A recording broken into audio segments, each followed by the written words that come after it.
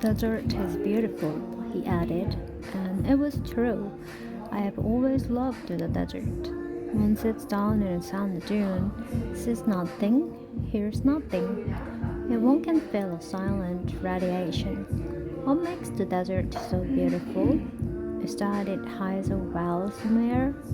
I was surprised by a sudden awareness, the sand's mysterious radiation.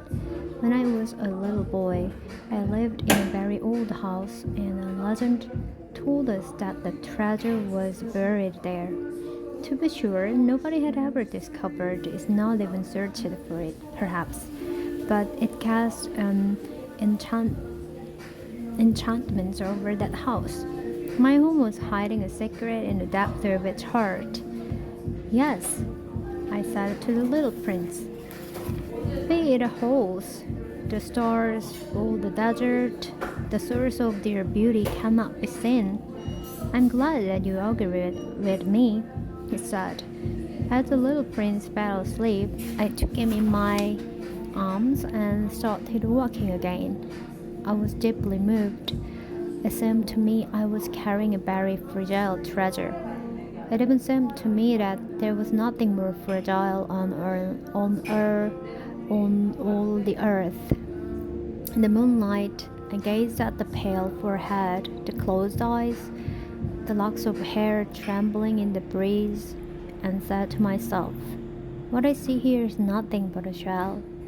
What is most important is invisible.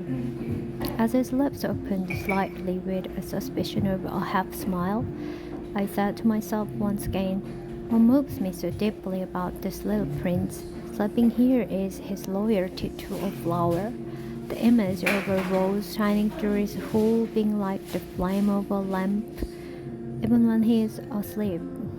When I felt him to be more fragile still, lamps should be protected with great care. A gust of wind can extinguish them. And I walked on, and at daybreak, I discovered the well. Chapter 25.